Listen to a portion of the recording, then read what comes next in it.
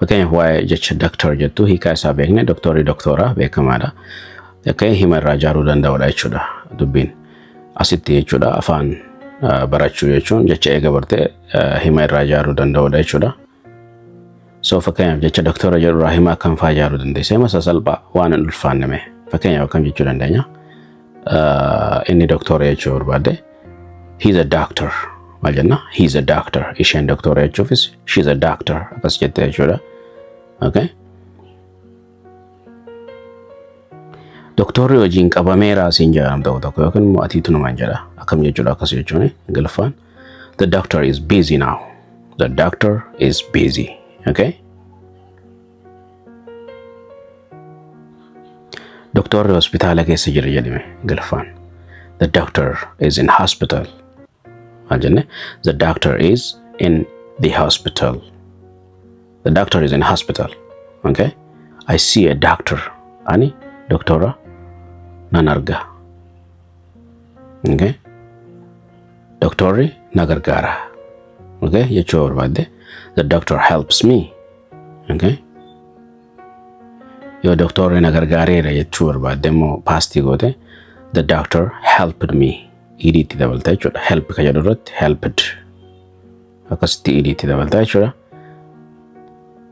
Doktortichi baay'ee nama bareedaadha, nama gaariidha jechuu barbaade. The doctor is good. The doctor is good person. The doctor is good person. Okay, akkas jenne jechuudha. Inni ta'an waa'ee narsiiti baranne. Narsii jechuun gargaartuu mana yaalaa keessaati. Narsii jedhamti. Narsii jettee siyaamuu dandeessaa jechuudha. So akkasuma narsittiin tuni gaariidha jechuu barbaade. The nurse is kind. Yookiin immoo akkasuma nama dhiyaatu nama gaarii akkasuma jechuu barbaade. Nama agartee nama dhiyaatu kan akka hiriyaatti si dhiyaatee si wajjin taatu yoo taate akkasuma jetta jechuudha. The nurse is friendly yoo jette amma narsittiin michuudha yookiin immoo baay'ee nama dhiyaatu nama gaariidha jechuudha isinis. Narsiin qoricha kenniti jechuu barbaades. The nurse gives medicine. The nurse gives medicine. Akkasuma narsiin hojiidhaan qabamtee jirti jechuu barbaade. The nurse is busy. Akkuma reefu the doctor is busy jenne jechuudha. The nurse works every day. Narsiin guyyaa hunda ni hojjetti. Narsiin dhibamtootatti hin haasofti jechuu barbaade. The nurse talks to patients. Okay? Narsiin ijoollee yookiin immoo daa'imman ni gargaarti jechuu barbaade. The nurse helps children. Narsittiin hiriyaa kootii jechuu barbaade. Maal jetta? The nurse is my friend. Narsiin san hiriyaa kootii jechuu jirti jechuudha.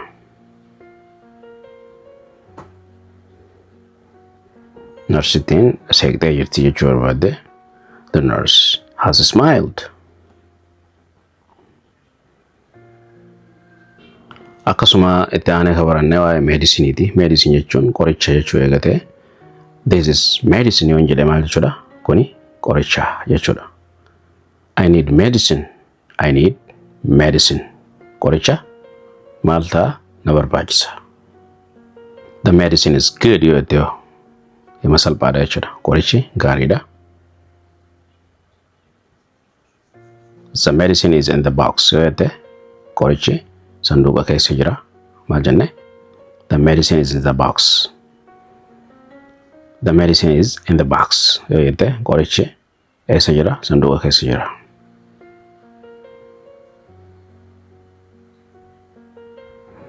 My mother takes medicine yoon jedhe haati koo qoricha fudhatti.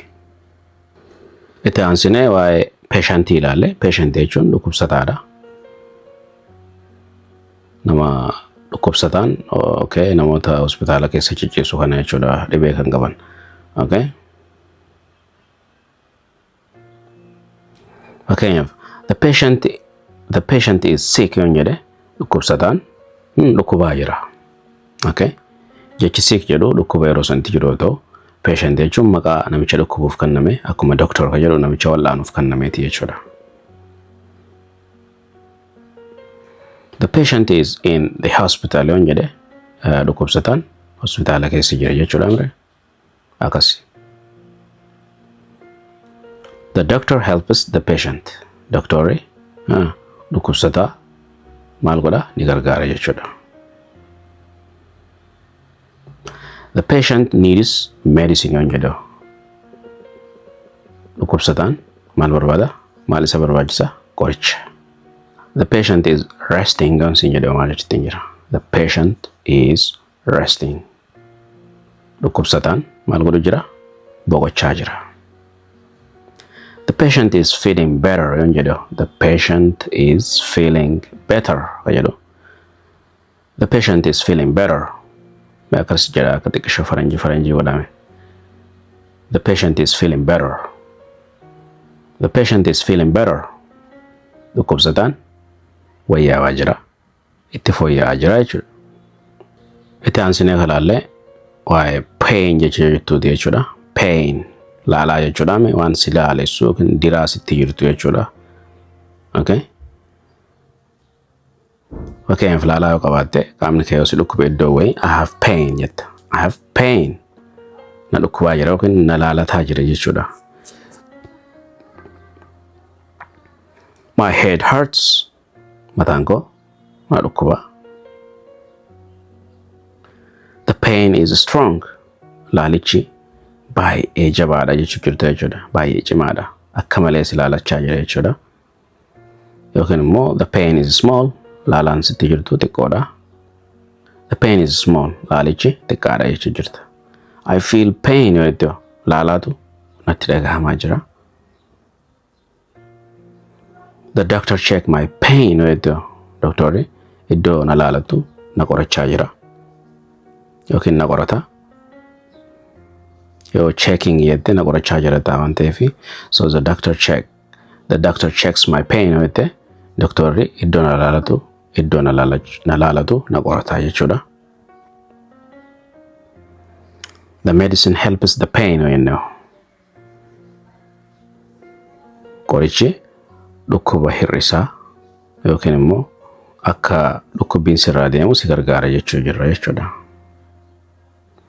The pain is gone yoon jedhu laalaan deeme yookiin na dhiise yookiin dhiise deeme jechuudha. Laalaan dhiisee jira.